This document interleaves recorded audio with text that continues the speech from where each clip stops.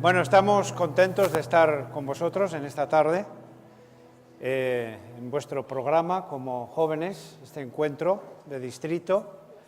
Así que vamos a tratar de colaborar en el área, digamos, de ciencia, ¿no? Pero un área de ciencia en colaboración con la fe, por supuesto. Y como voy a explicar en otro momento, vamos a abrir los dos libros, a través de los cuales Dios se revela, como es la Biblia y la naturaleza. ¿Os habéis fijado que os he puesto el 3 de marzo, o sea, hoy, Día Mundial de la Naturaleza? Yo no sé, Dani, si tú lo has hecho así adrede, te ha salido... Pero siempre que me invitan a algún lado me gusta ver en el calendario qué se está conmemorando, ¿no? Pues se está celebrando el Día de la Naturaleza y de verdad que yo también me he enterado a posteriori. O sea, no es que yo he dicho qué tema busco y he tratado de hacerlo coincidir con el Día de la Naturaleza. Así que estamos en plena conmemoración, en plena celebración del Día Internacional Mundial de la Naturaleza. Y justo hoy pues estamos empezando este encuentro que va a durar a lo largo del sábado, aunque lo tengamos partido entre viernes y sábado, pero para nosotros es un solo día. Y qué bueno que lo vamos a dedicar al estudio de la naturaleza, ¿sí?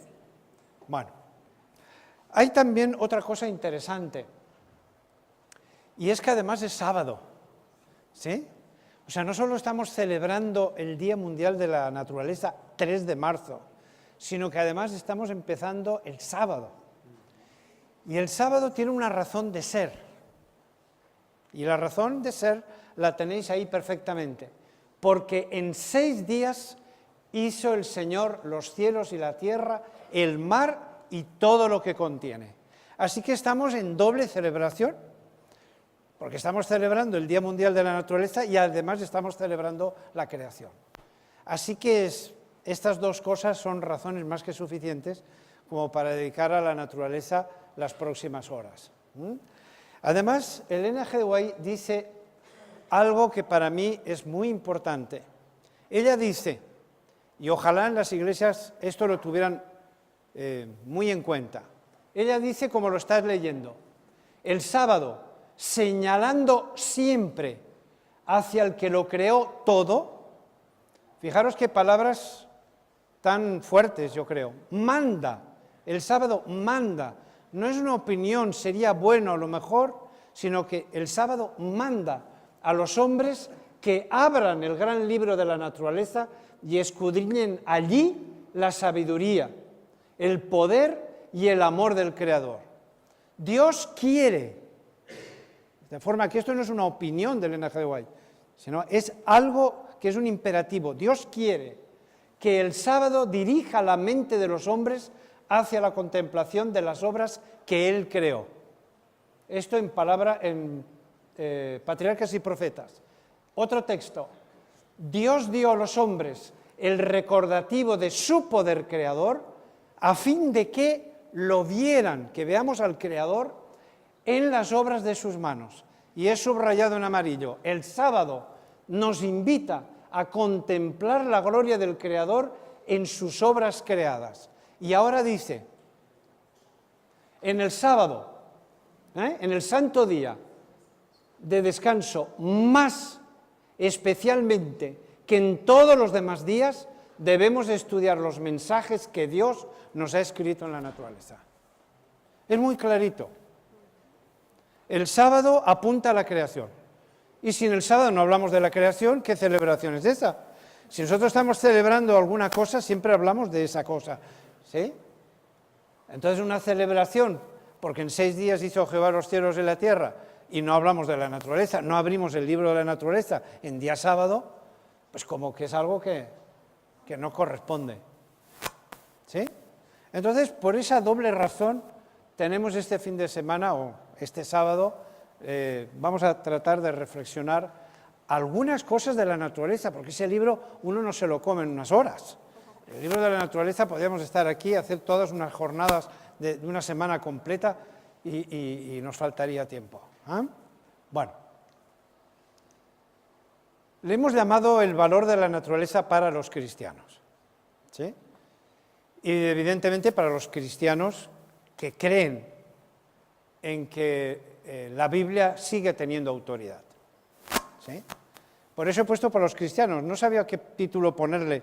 El valor de la naturaleza para, y ahí yo estuve probando, porque hay cristianos, por ejemplo, que son evolucionistas, ¿no? Entonces la palabra cristiano no me entraba del todo. Y al final estuve probando y al final he dicho, bueno, vamos a dejarlo así.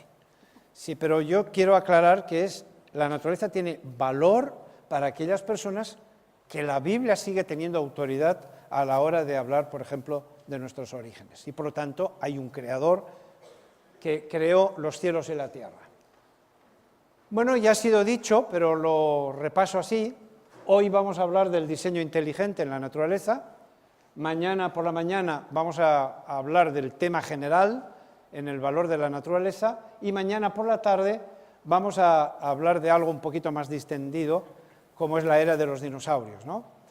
Seguimos con el tema de la naturaleza, aunque sea de dinosaurios, que los dinosaurios pertenecen a la naturaleza también, formaron parte de la naturaleza. Pero no me voy a circunscribir solo a los dinosaurios, sino al mundo, a la naturaleza de ese entonces. Por eso le he llamado la era de los dinosaurios. Entonces vamos a hablar de un poco el entorno, cómo era aquello en aquella época y por supuesto también hablaremos de los dinosaurios. Muy bien, vamos entonces con el diseño inteligente para esta noche. ¿Qué podemos decir en 20 minutos sobre el diseño inteligente en la naturaleza? Pues no mucho, pero si vemos algo, que lo veamos bien, ¿eh? Yo cuando doy clases, mis alumnos me conocen, mi idea no es dar nunca el programa, sino dar la parte del programa que me dé tiempo a dar, pero darla bien, ¿sí? No soy de los que me gusta correr y llegar hasta el final y dar no sé cuántas ideas y al final no se analizan las cosas con la profundidad que merecen, ¿eh? Entonces vamos a ver lo que podamos. Y la pregunta es, la que tenéis ahí escrita, ¿se nota que la naturaleza ha sido creada por un ser inteligente? ¿Se nota? Pues no todo el mundo opina lo mismo. Por esa razón están los evolucionistas diciendo que se nota que hay evolución y los otros dicen que hay creación.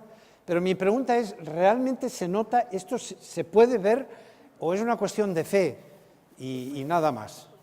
Pues vamos a ver alguna cosa en estos 20 minutos.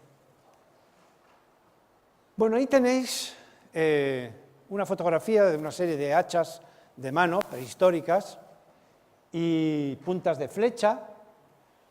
No conocemos el autor, no sabemos quién las hizo, se apunta a la época prehistórica, allá por el Paleolítico, y bueno, alguien ha tenido que tallar esas hachas de piedra, esas puntas de flecha. No sabemos, no tenemos su cara, no tenemos su nombre, son desconocidos.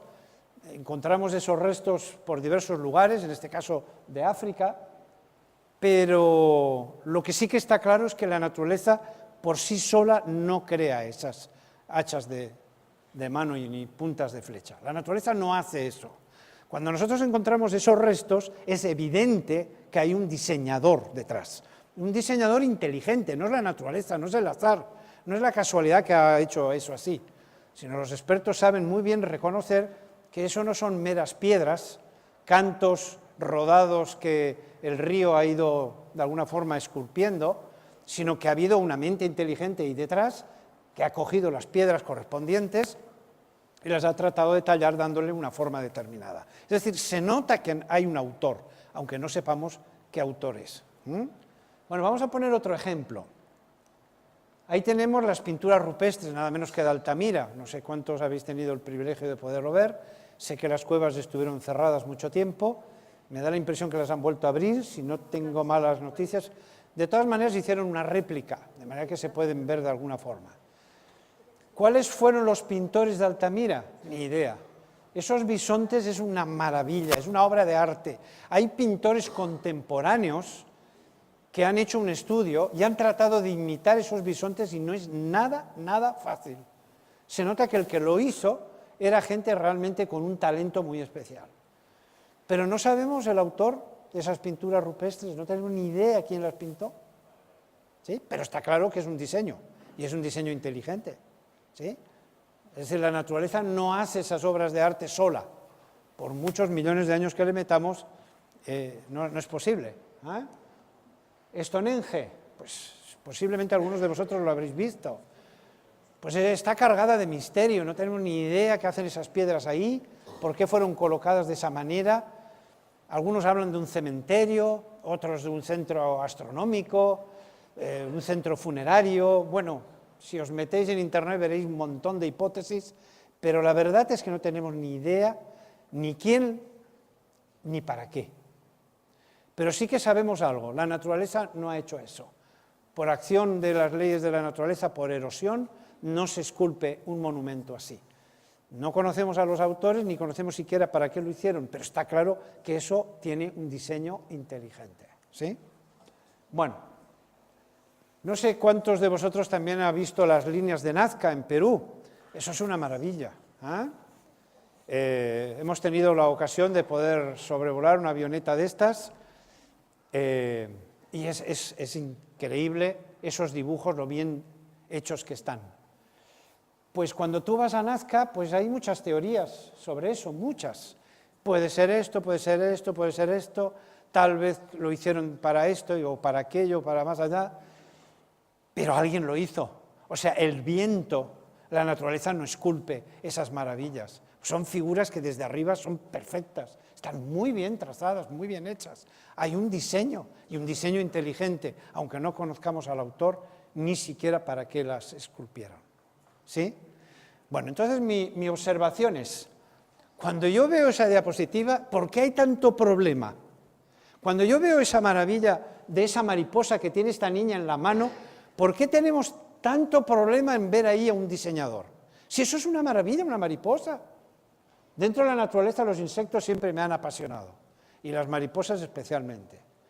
Yo os puedo asegurar al microscopio un ala de mariposa, eso es una maravilla, si queréis alguna vez observar eso, o simplemente tocáis el ala con los dedos y del polvillo lo ponéis en el microscopio y lo que ahí se ve es increíble. Es una maravilla de diseño, una mariposa, está muy bien hecha. ¿Por qué tenemos tanto problema a la hora de ver un diseñador ahí? ¿Por qué tenemos que hacer no sé cuántas conferencias sobre creación y evolución cuando el sentido común te dice que eso tiene que haber sido diseñado? ¿Por qué eso no? Y yo estoy hablando de la mariposa, pero ¿qué podemos decir de la niña que lleva la mariposa? Si la mariposa es una maravilla de diseño, pues no te digo nada al ser humano. Cualquiera de nosotros los que estamos en... Es que esto es un milagro, hay muchos que dicen que es que somos un milagro. Esto es una maravilla, la anatomía y fisiología, cómo funcionamos, cómo se coordina todo el cuerpo humano. Entonces, ¿por qué cuando observamos la naturaleza hay tantas dudas? ¿Por qué? ¿Es tan difícil ver diseño ahí? ¿Por qué en una burda hacha de piedra vemos a un diseñador y detrás de una mariposa que es un encanto de criatura tenemos tanto problema para ver un creador detrás que la ha pensado, ¿no? Bueno, una de las características, la única que vamos a poder tocar esta noche, una de las características típicas de la naturaleza es su complejidad. La naturaleza es muy compleja. Compleja significa que está formada por muchos ingredientes, muchos elementos, muy coordinados entre sí, que funcionan con una armonía increíble. Entonces, cuando tú observas esa complejidad, ¿cómo puede ser que por selección natural podamos explicar el origen de esa complejidad? Os voy a poner algún ejemplo como el que ya tenéis. Esto, como ya veis, es una bacteria, tiene una serie de cilios y uno de ellos es más largo que los otros, se le llama flagelo, y justo donde arranca el flagelo, ahí hay un motor. Sabéis que las células tienen varios motores. No solamente hay motores en la tecnología humana, hay también en la naturaleza muchos motores. ¿Sí? Fijaros la complejidad de ese motor, las piezas que forman parte. Estamos hablando de una sencilla bacteria que hay que verla con microscopio, porque las bacterias no se pueden ver más que con microscopio, de tan pequeñas que son. Y cuando tú observas simplemente el motor flagelar que mueve ese flagelo de la bacteria, que estamos hablando de una simple bacteria, y ves la complejidad de ese motor, no hay manera lo siento mucho, por azar, millones de años, por mucha selección natural que le metamos, que eso se pueda explicar de una forma razonada. Porque la teoría de la evolución funciona muy bien a nivel general, la teoría, la base es muy interesante, pero cuando lo pasas a los detalles, y los detalles es este, ¿cómo explica la teoría de la evolución el origen del motor del flagelo de las bacterias? Ahí es cuando empiezan los problemas, cuando te metes en los casos particulares. Muy bien, otro ejemplo, las células vegetales. Las células vegetales tienen unos orgánulos celulares que se llaman cloroplastos. ¿Sí? No les voy a dar la paliza de ciencias naturales, aunque me tienta, no la paliza, me tienta hablar de ciencias naturales. No sé si aquí hay algún exalumno mío que ha tenido el infortunio de pasar por mi aula, pero cuando nos metíamos en el tema este del catabolismo y los anabolismos y fotosíntesis y todo lo demás, ahí sufríamos todos, porque enseñarlo no es fácil y tener que aprenderlo tampoco, por la complejidad tan grande que eso implica. Y es que en el cloroplasto, ya sabéis que es donde se realiza la fotosíntesis de las plantas, y la fotosíntesis es increíblemente compleja. Aquí tenéis la fase luminosa y aquí la fase oscura, lo que se llama el ciclo de Calvin. Si vosotros os metéis aquí, veréis que para que se realice la fase diurna, luminosa de la fotosíntesis, se necesita todo un equipo de enzimas para que puedan coordinar sus acciones y que la fotosíntesis se pueda hacer. Pero es un equipo complejo, donde cada enzima hace solamente una partecita pequeña de trabajo. Es un trabajo en equipo, un trabajo que trabaja además en cadena, donde cada uno hace solamente una parte del todo y se necesita la presencia de todo el equipo completo de enzimas, si no, la fotosíntesis se para y no se lleva a cabo. Y pobre de nosotros si no hay fotosíntesis, porque somos totalmente dependientes de la fotosíntesis. O sea, yo no he buscado ejemplos de estos perdidos por ahí, sino ejemplos que son importantes.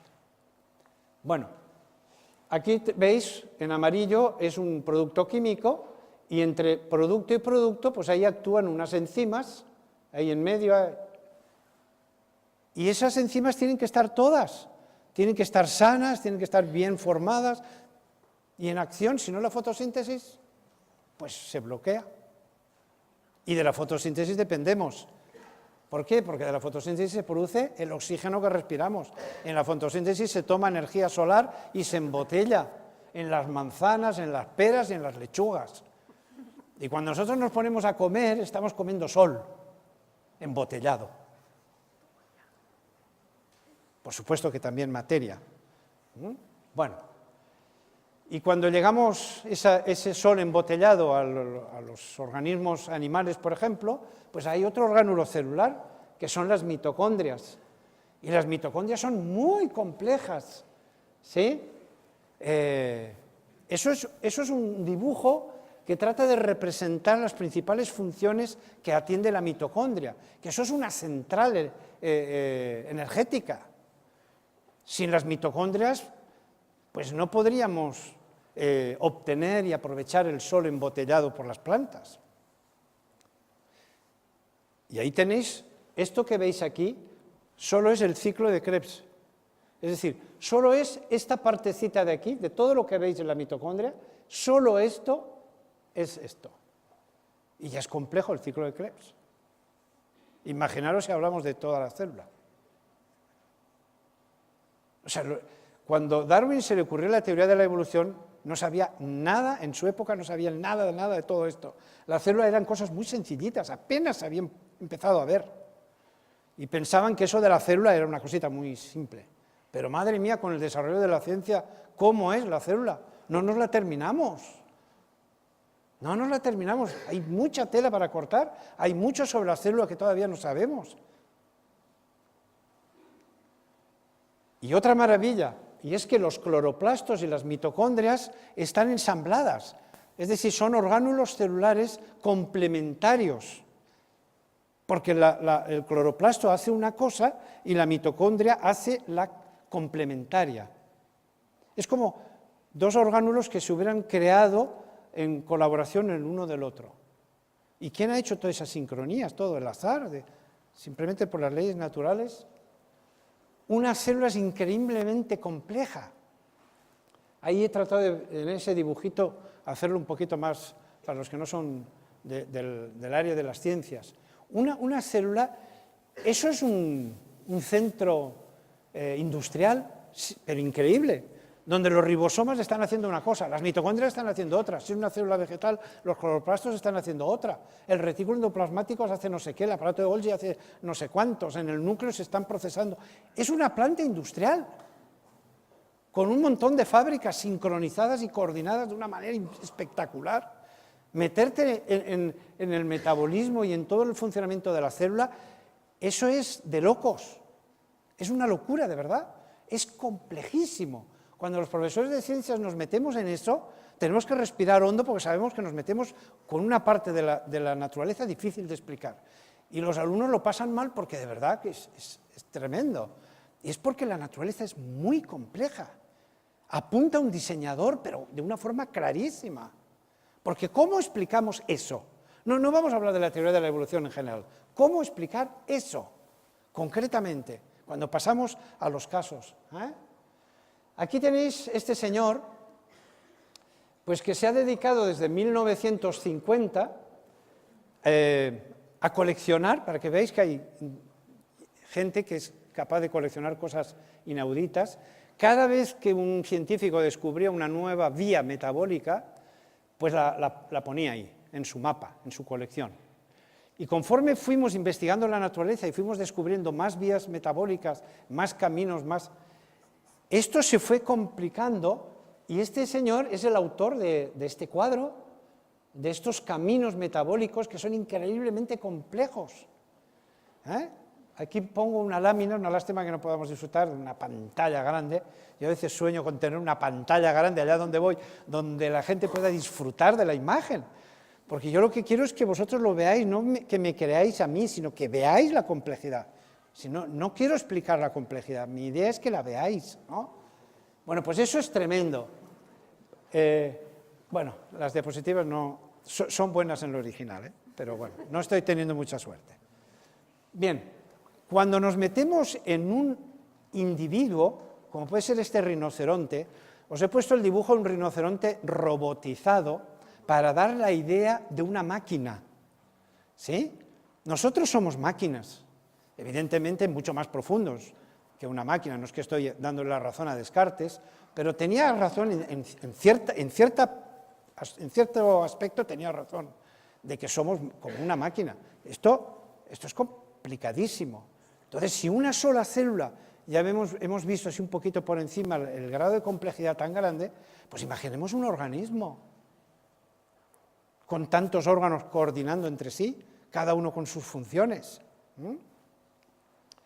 Bueno, y la cosa que a mí me interesa más, ¿cuál fue el origen de toda la inmensa información que hay en el ADN? El ADN es como una enciclopedia, algunos dicen que es una biblioteca, porque en realidad tiene muchísima más información que una biblioteca. Es increíble la cantidad de información que hay en el ADN, porque toda esa complejidad que hemos revisado en la célula, todas esas vías metabólicas tan complejas, la célula sabe hacerlo. Nosotros no hemos tenido que eso aprender en la escuela para meterlo en nuestro organismo, estaríamos muertos, si tuviéramos que aprender eso para hacerlo, ponerlo en práctica. La célula lo sabe. ¿Y cómo lo sabe? Porque esa información está en el ADN. ¿Y quién ha puesto esa información en el ADN? ¿Por golpes de suerte? ¿Cuál es el origen de la información? ¿Cómo se ha producido? A base de infecciones de virus y asociaciones de bacterias y coordinando una bacteria con otra y esto va y viene. Pues es muy bonita la historia, pero cuando la aplicas a casos concretos te das cuenta que la historia no explica bien. Mirad, el gran mito de la biología evolutiva, y de verdad que eso es un mito, lo digo con todas las letras, es que la información puede obtenerse de modo barato sin recurrir a la inteligencia. Es decir, toda esa información que hay en el ADN, que nos abruma de tanta información que hay, y todavía no nos estamos enterando del todo, por supuesto hay mucho más todavía que descubrir, Queremos pretender que eso el azar lo ha metido ahí y que esa información se ha ido obteniendo a trancas y barrancas, sin que haya un diseñador inteligente detrás que haya pensado y haya puesto ahí toda esa información para que la célula pueda funcionar y el organismo pueda funcionar. Porque hay un ADN, una parte del ADN que dirige la célula, pero hay una parte del ADN que dirige todo el cuerpo. ¿Cómo explicamos todo eso? El origen de la información. ¿Cómo lo explicamos? La explosión cámbrica. La complejidad, según la teoría de la evolución, va apareciendo poco a poco, desde la simplicidad hacia la complejidad. Es algo que va apareciendo de a poco. Bueno, pero señores, ¿qué hacemos entonces con la explosión cámbrica? La explosión cámbrica, ¿sabéis qué quiere decir? Este es el cámbrico. No sé si llegáis a ver ahí unos trilobites, y aquí abajo no hay casi nada. Es lo que se llama el precámbrico. O sea, en el precámbrico no tenemos casi nada y en el cámbrico tenemos casi de todo. Por ejemplo, una criatura que aparece en el cámbrico, los trilobites. Los trilobites son artrópodos y como artrópodos son seres muy complejos, muy sofisticados. No es un organismo sencillo, es un organismo ya complejo, muy complejo. Simplemente todas las estructuras que tiene, si nos metemos desde los ojos, todos los segmentos, y luego no nos olvidemos que el trilobites está hecho de células, con toda la complejidad que hemos visto que tiene una célula. Entonces, ¿cómo puede aparecer el trilobites en el cámbrico de golpe, siendo que en el precámbrico casi no teníamos de nada? ¿Dónde está el pretrilobites o el pseudotrilobites? O esa cosa, esa criatura que fue camino del trilobites. No, el trilobites aparece de repente, completamente diseñado. Es una aparición brusca. Entonces, ¿cómo podemos explicar el origen del trilobites? Es muy difícil. Por eso yo apunto que la complejidad es un testimonio, es una evidencia a favor de una inteligencia. Porque si hay una inteligencia detrás, estas cosas encajan. Si no, es muy difícil explicarlo solamente por leyes naturales funcionando al azar, por mucha selección natural inteligente que le metamos. Bueno, el origen de la vida, y con esto termino, pues eso es un show, porque ahí la teoría de la evolución está perdidísima, porque el origen de la vida pues no deja fósiles, no deja rastros, y lo deja fruto de la imaginación.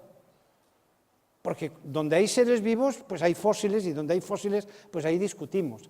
Pero es que aquí no hay nada. Porque el origen de la vida, cuando se formaron las primeras células, los seres vivos, pues ¿qué rastros dejan? Pues mínimos, hay alguna cosa por ahí, pero mínimos. Entonces, claro, explicarlo pues es fruto de la fantasía. Explicar el origen de la vida para la teoría de la evolución es un problema serio, por la complejidad. Es decir, las células es que son muy complejas. Yo ya no hablo de organismos, ya no hablo de trilobites, que bueno, habrá que explicar cómo aparecieron ahí de golpe. Simplemente de células, hablar de origen de las células. Eso ya, cómo se han formado todo esto que he mostrado de cloroplastos y mitocondrias y demás. Bueno, así que estas unidades de vida que son las células, las evidencias son tan escasas, porque evidentemente no dejan rastro ni fósiles prácticamente, y discutibles, pues que entonces se tiene que poner mucha imaginación, porque no hay casi hechos. ¿Sí?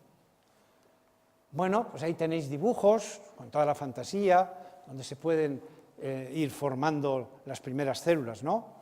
Es decir, primero moléculas muy sencillas que se van agrupando y formando moléculas más grandes, luego ya son macromoléculas, por allá se forma un ácido ribonucleico, en algún momento adquiere la capacidad de la autorreplicación y luego se junta con no sé quién y con no sé cuántos y poco a poco se van formando las células y después los organismos. De verdad que a veces es una locura pensar en esto. Se han hecho experimentos que nos llenan de orgullos, donde hemos puesto en ciertos frascos las condiciones ambientales que creemos que había en el principio, y a base de descargas eléctricas, pues por ahí se han producido algunas moléculas de los que estamos muy orgullosos, como por ejemplo algún aminoácido que otro. hay otros que han hecho más experimentos, han conseguido ya 19 de los 20 aminoácidos, se han conseguido bases nitrogenadas, algún ácido nucleico, en fin, se ha progresado en ese sentido. Hay otros que han calentado una mezcla de aminoácidos y obtuvo productos que se parecen a las proteínas y les pusieron por nombre proteinoides, y luego se mezclaron esos proteinoides y salieron como una especie de protocélulas, y eso aparece en los libros, que parece que ya con eso hemos demostrado el origen de la vida. Ay, ay, ay. Ay, ay, ay. Pero vosotros sabéis lo que hace falta para que haya una célula, aunque sea procariótica, aunque no sea eucariótica, es decir, aunque sea una célula bacteriana, que es una célula mucho más sencilla que una célula de un organismo superior, ¿no?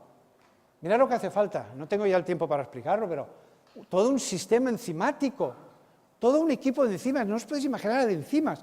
Yo he mostrado solamente fotosíntesis y mitocondrias y cosas así, pero eso son cosas muy puntuales.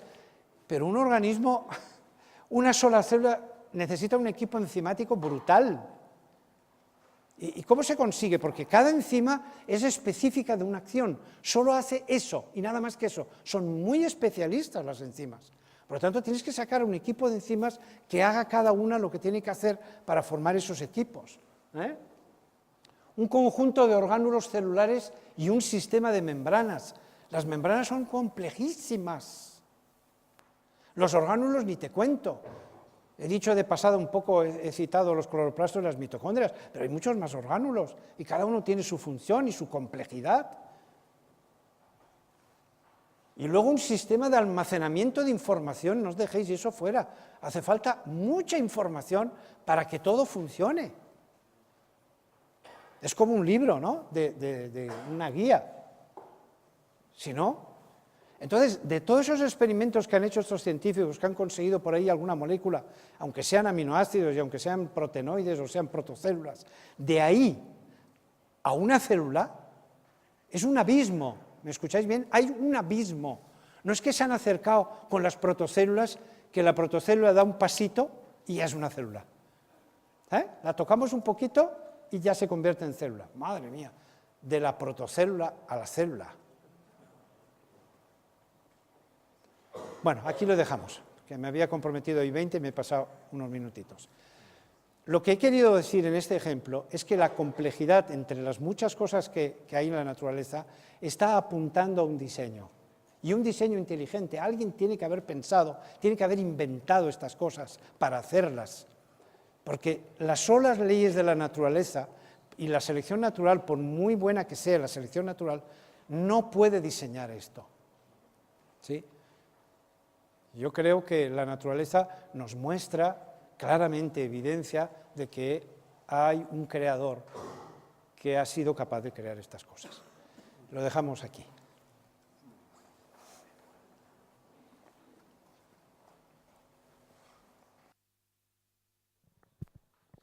Muy bien, muchísimas gracias, Antonio. No sé si estáis escribiendo las preguntas, si nos las estáis haciendo llegar por escrito. No sé si, Álvaro, ¿tienes alguna?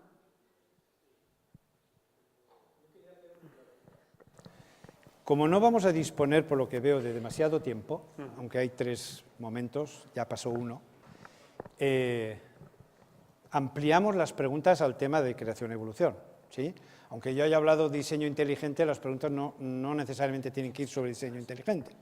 Si hay alguna pregunta que la voy a responder mañana a la tarde, pues si os digo esto lo respondo mañana.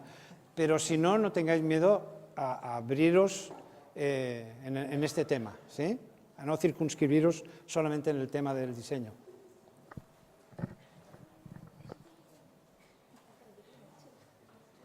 Bueno, empezamos con alguna pregunta o algún comentario que nos han hecho llegar aquí, ¿vale?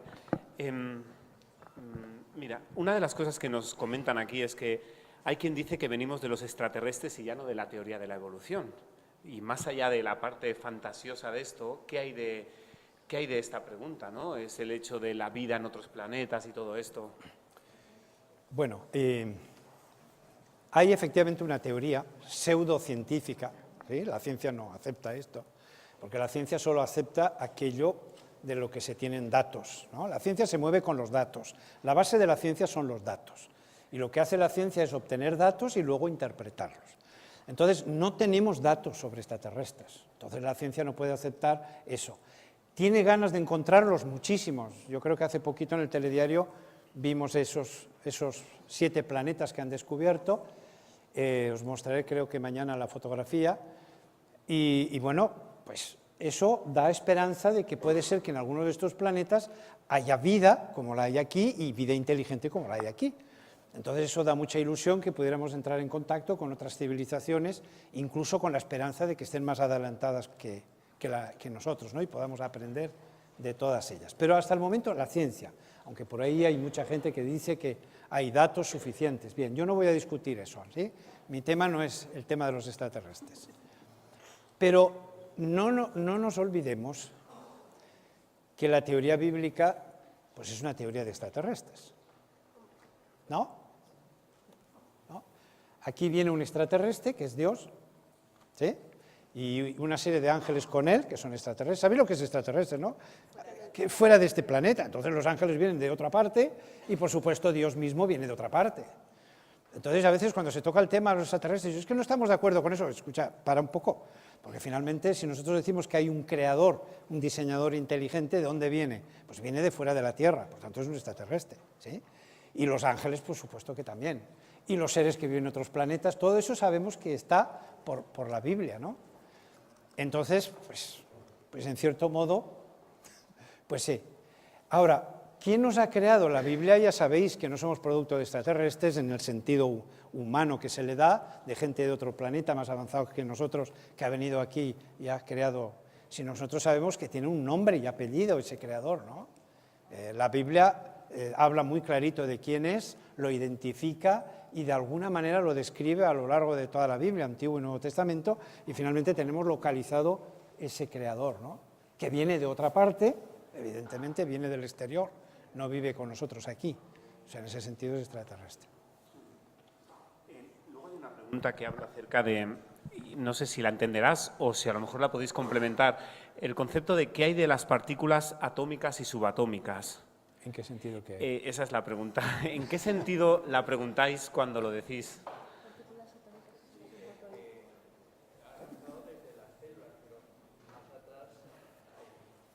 Sí, sí. Yo he hablado de las células porque soy biólogo, entonces me he puesto a partir de la biología, ¿no? Cuando ya hablamos de biología, aunque es química también, ¿no? El origen de la vida es químico, son moléculas que se van juntando, asociando, se van convirtiendo en otras, es pura química. La física no es mi campo, yo no soy físico, pero evidentemente vosotros sabéis lo de la teoría del Big Bang, hay una gran explosión, donde hay una gran energía concentrada que se expande como consecuencia de esa explosión y conforme esa energía se va desplazando, esas partículas subatómicas se van enfriando y poco a poco se van formando los átomos gracias a una serie de características existentes y poco a poco se van formando unos átomos y otros, ¿no? Claro, algunos me dicen, ¿y qué dices de la teoría del Big Bang? Yo no digo nada sobre la teoría del Big Bang, ¿sí? Que sería un poco, iría en esta línea del origen de los átomos. ¿Por qué no digo nada? Porque no sabemos nada del origen del universo. La Biblia solo nos habla del origen de la Tierra, ¿sí? En la Biblia no busquéis el origen del universo, no viene. No viene. ¿Cuándo Dios lo creó? No sé. Posiblemente esté creando todavía. Nosotros nos creó hace poquito. Y antes que nosotros creó otros planetas, de manera que posiblemente el universo no lo creó de un tirón, sino que esté constantemente creando nuevos lugares. No lo sé. Estamos metiendo en un terreno muy imaginativo, donde no tenemos ni datos revelados ni de otro tipo, científicos, ¿no? Entonces, ¿cuándo creó Dios el universo? No sabemos. Dios es eterno, algunos se rasgan las vestiduras porque los científicos dicen que el universo lo calculan no sé cuántos miles de millones de años, pero señores, Dios es eterno, entonces puede ser que el universo tenga todo ese montón de años y muchos más, que no nos hemos dado cuenta. Yo cuando los científicos hablan de la edad del universo, los oigo por curiosidad, porque no somos capaces de datar eso, yo creo que no somos capaces, ellos hablan de una cierta cantidad en base a los datos que tienen, a mí me parece que son insuficientes datos como para ser capaces de datar un universo. Ellos se atreven a dar una fecha, es muy grande esa fecha, pero a mí no me molesta, porque sé que el que está detrás del universo es un creador que es eterno. Entonces, puede tener todos los millones de años que quiera ni más, ¿no? ¿Cuándo lo creó? ¿De qué manera? ¿Cuál fue el sistema que Dios usó para ir creando el universo? No tenemos ni idea. No conocemos el proceso de creación que Dios ha utilizado o sigue utilizando, porque el universo no sabemos si está terminado o está todavía, si Dios está actuando en él, creando constantemente nuevos astros y planetas y demás, y que haga muchos millones de años no tiene importancia porque el creador es eterno y que el universo sea muy antiguo. Yo no creo, personalmente, esto ya es una cuestión personal, que de una explosión se cree un universo maravilloso. Porque yo he hablado de células porque soy biólogo. Usted me ha preguntado sobre átomos, yo no soy físico. No, sí, tienes toda la razón, están antes los átomos. Pero tampoco he hablado de astronomía porque no soy astrónomo, es decir, no me quiero ir del terreno donde yo más o menos me muevo. Pero yo he leído cosas de astronomía porque soy un aficionado y es una maravilla cómo está constituido el universo. O sea, hay un científico que ha dejado escrito que el universo obedece más a un gran pensamiento, porque es una maravilla de cómo está hecho el universo, ¿no?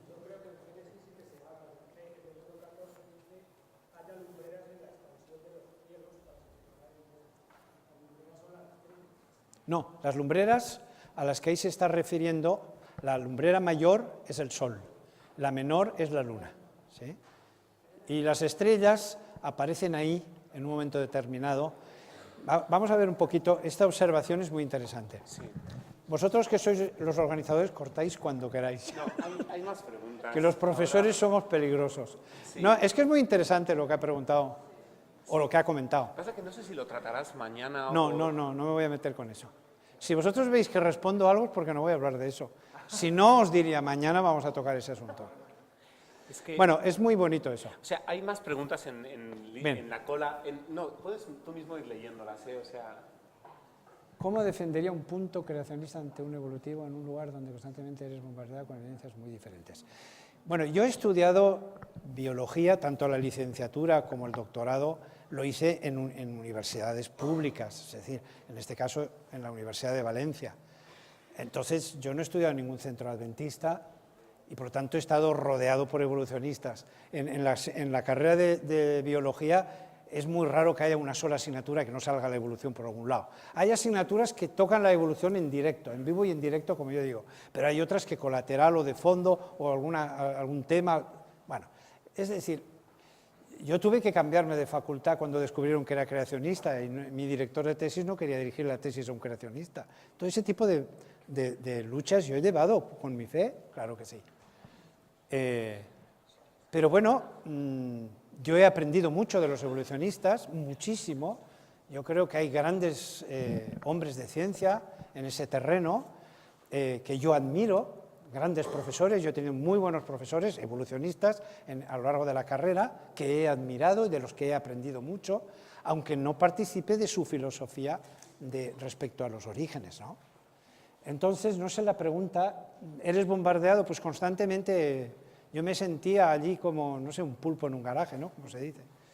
O sea, en terreno del enemigo. Y he ido a muchos congresos, porque he tenido que presentar mis trabajos de investigación en congresos donde la mayoría, el 99,9%, eran evolucionistas, donde tú expones tu tema y como hayas encontrado alguna evidencia a favor del diluvio o esto, pues tratas de buscar las mejores palabras para que no te tiren tomates, ¿no?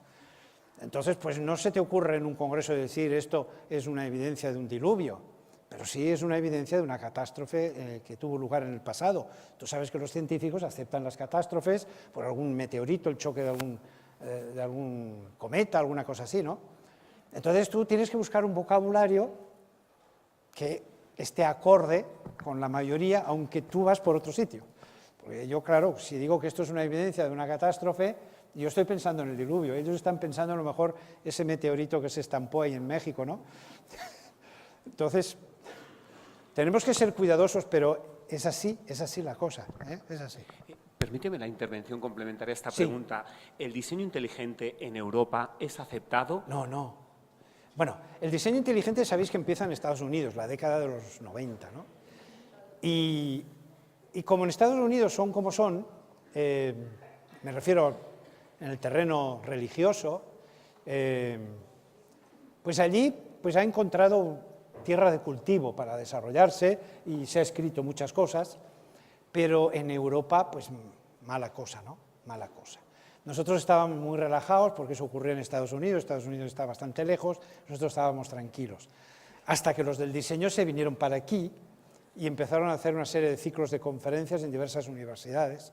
Yo he tenido el privilegio, porque siempre lo diré, tuve la suerte de estar en España en el momento en que vinieron a la Universidad de Barcelona. Y yo pude ir a esas conferencias del diseño inteligente. Allí había un público heterogéneo que yo no he visto muchas veces, por no decir casi nunca. Allí habían evolucionistas y habían creacionistas. Y allí vinieron los del diseño inteligente y mostraron cosas como la que acabo de decir yo ahora de la complejidad, que es uno de los argumentos del movimiento del diseño inteligente.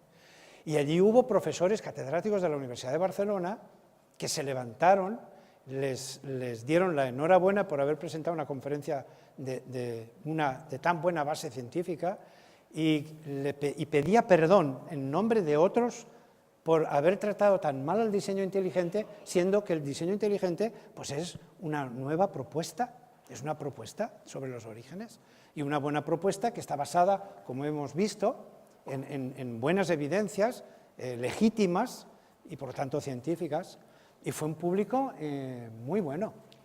Yo disfruté muchísimo, porque se levantaban tanto creacionistas como evolucionistas y cada uno, y fue muy interesante porque hubo un ambiente de respeto. Hasta la Televisión Autónoma de Barcelona sacó en un programa, chapó por el periodista, eso lo tengo que decir, sacó a un evolucionista y a uno de diseño inteligente.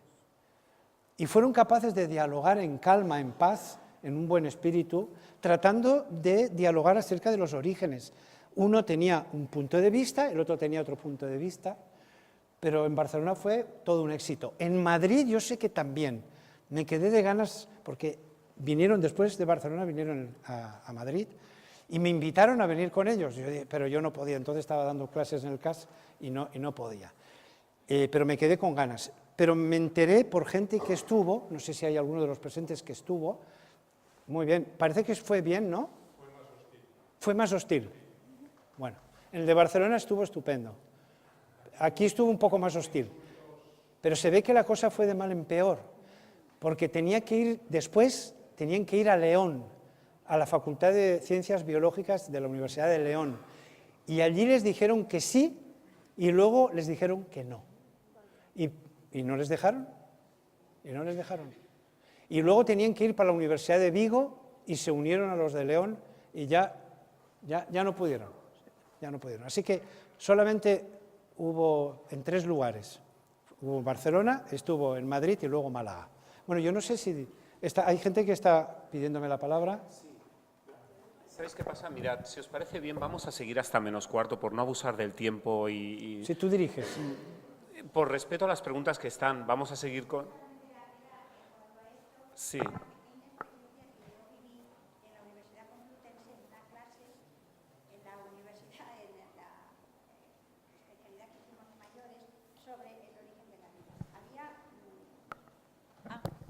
No, sí, es muy cortito.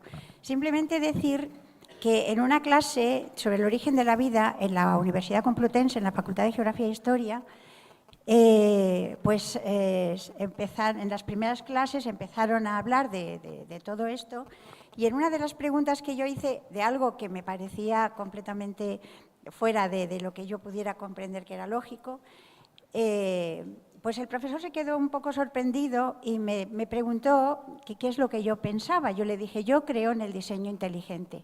En ese momento, en toda la clase se hizo silencio porque nadie sabía lo que era el diseño inteligente. Y entonces el profesor les preguntó, ¿sabéis lo que es el diseño inteligente? Y todos, no, nadie sabía. Entonces me hizo explicar lo que yo creía como diseño inteligente y después él lo abundó. A partir de ese momento ese hombre, porque claro, muchos se unieron a ese diseño, o sea, todos dijeron, pues sí, nosotros también queremos tal. En ese momento el profesor, a partir de ese momento fue súper respetuoso con los que no creíamos en la evolución. Y entonces me hizo gracia porque en todo momento decía, bueno, estos son teorías, esto es una teoría, o sea, estos son teorías, y mencionaba mucho lo de la teoría porque, claro, se daba cuenta que, pues, que había gente que creíamos en No, otro. a nivel pero que científico son teorías. que fue muy respetuoso. Estoy de acuerdo con Eran eso. dos profesores, uno físico y el otro era biólogo, y ambos fueron súper respetuosos Es con que así el debe diseño ser. inteligente. Así debe de ser, nos debemos de escuchar unos a otros con respeto. Yo no creo en faltarle al otro. Es decir, el otro tiene una opinión, yo tengo otra, podemos estar juntos y dialogar, ¿no? Bueno, ¿cree que después de la creación ha habido evolución? Depende de lo que definamos por evolución. ¿Sí? ¿Han habido mutaciones? Sí. ¿Y las mutaciones producen cambios? Sí. ¿Existe selección natural? Sí. Yo no estoy negando que haya selección. Dudo que la selección pueda crear complejidad. Pero selección natural es obvio, eso está clarísimo, ¿no? Y la mutación, por favor. Y todo eso pues produce cambios, claro que sí. ¿Creo en los cambios? Sí. Pero creo que esos cambios pueden llevar a aumentar la complejidad, no. Más bien lo contrario. Porque cada vez que un gen muta, pierde su función. La mayoría de las mutaciones son negativas, la gran mayoría. Y algunas son neutras. Y esas neutras, dice la evolución, que en un ambiente diferente pueden llegar a ser positivas. Pero las mutaciones no crean un órgano nuevo. Yo no conozco una mutación que después de producirse haya creado un órgano nuevo o una estructura nueva. Es más de lo mismo. ¿Sí? De manera que yo no creo que esa evolución nos ha llevado a crear una mayor complejidad. Sí crean variabilidad, eso sí. Pongo un ejemplo rapidito. Los periquitos, todos los conocemos, son originarios de Australia, son de color verde. ¿Sí? El verde se debe a dos pigmentos. Hay un gen que dirige la síntesis de un pigmento amarillo y otro, un pigmento azul. Cuando todo está bien y funcionan los dos pares de genes, entonces el periquito es verde. Pero cuando muta el amarillo, el gen amarillo, no hay pigmento amarillo. Por lo tanto, el periquito es azul. Y cuando muta el azul, no hay pigmento azul, entonces el periquito es amarillo. Y cuando mutan los dos, no hay ni azul ni amarillo, entonces el periquito es blanco. ¿Sí? Entonces, ¿Dios creó a los periquitos blancos, a los azules y a los verdes? Yo creo que no, eso es producto de una mutación, de varias mutaciones. Los originarios son verdes todos. ¿De dónde han salido los demás? Pues han sido por mutaciones que se han ido produciendo. ¿Me explico? O sea, yo creo que evolución en cuanto a cambio, sí. Pero un cambio que produce variabilidad, sí. ¿Aumenta la variabilidad? Sí. Pero ¿aumenta la complejidad? Yo creo que no. Yo no conozco mutaciones que creen estructuras y órganos nuevos. No conozco ese caso. ¿Eh? Bueno, ¿alguna otra? ¿Es verdad que la prueba del carbono 14 no es totalmente fiable? Hablar de todos los métodos de datación, eso nos lleva a una ponencia nada más. O sea, eso no se puede contestar así. Es muy complejo. Yo os voy a decir así una especie de síntesis personal. Yo creo que el ser humano no es capaz de datar el tiempo. Esa es mi opinión, después de años de estudio y oír a unos conferenciantes y a otros. Porque no podemos, científicamente hablando, no podemos comprobarlo. Si yo digo que los dinosaurios desaparecieron hace 65 millones de años, porque con los métodos de datación lo he datado, ¿cómo sé yo que es verdad? No, es que está basado en tal método y estos elementos radioactivos se van desintegrando y a la velocidad que desintegración, pues hacemos cálculos matemáticos y por la cantidad de radiocarbono o radioelemento el que sea, pues yo puedo calcular cuántos años han pasado. Pero esos son cálculos teóricos. Lo interesante sería irse 65 millones para atrás y ver si desaparecieron los dinosaurios hace 65 millones de años. ¿Me explico? Entonces, no hay manera de comprobar científicamente el tiempo. los métodos son buenos, cada vez mejores, cada vez mejores. La tecnología se ha desarrollado mucho, hay nuevos métodos de datación, constantemente se están incorporando nuevos. Tienen una base teórica muy buena, las maquinitas que miden eso cada vez son más precisas. Trabajan muy bien, yo no, de verdad, no me iréis a decir ninguna crítica respecto a eso. Solo que tengo duda de que midan tiempo. Y en segundo lugar, si miden tiempo, ¿cómo sé yo que están midiendo bien el tiempo? ¿Sí? Vamos a poner, me preguntan sobre el carbono 14, vamos a poner un ejemplo. El carbono 14 ya sabéis que se forma a partir del nitrógeno 14. Hay una serie de radiaciones que entran a la atmósfera del Sol y entonces chocan con los átomos de nitrógeno y se convierten en un elemento radioactivo que es el carbono 14. Bueno, muy bien. Cuando las plantas toman ese carbono o cuando los animales también lo toman a partir de las plantas, ese radiocarbono pasa a ellos. ¿Sí? Cuando mueren, entonces se va desintegrando a una cierta velocidad, que está medida la velocidad, ¿sí? Que se va desintegrando. Entonces, suponiendo que yo sé la cantidad inicial de carbono 14, porque si no sé la cantidad inicial no lo puedo calcular, sabiendo esa cantidad, por lo tanto lo tengo que suponer, entonces si yo miro un hueso determinado, yo puedo calcular cuántos años lleva conociendo esta velocidad de desintegración y suponiendo la cantidad que se iniciaba. ¿Me explico? Vamos a poner un ejemplo más fácil. Una vela, ¿sí? Una vela. Yo conozco la longitud de la vela y el grosor, ¿sí? Y yo hago un experimento científico. Enciendo la vela y yo mido cuánto tiempo le lleva a la vela en consumirse. Eso puedo hacerlo. Por lo tanto, yo ya sé perfectamente todos los datos sobre la vela. Ahora prendemos otra vela igual y hacemos a alguien que está aquí que salga unos minutitos fuera, sin reloj y nada, para que no sepa si lleva fuera 1 minuto como 5, y al cabo de un ratito, está la vela prendida aquí, al cabo de un ratito lo mandamos llamar. ¿Él puede calcular cuánto tiempo llevaba fuera mirando la vela? Sí. Si él tiene los datos de cómo era la vela antes, a la velocidad con que se quema la vela, cuando entra por el pedazo de vela que queda, a partir de la vela que había y conociendo la velocidad con que se quema, pues puede hacer unos numeritos muy sencillos y decir, pues he estado fuera, yo qué sé, 7 minutos. Así es como lo hacen. Pero para eso hay que saber cuánta vela había. Por ejemplo, el carbono 14, ¿se formaba antes la misma cantidad que ahora?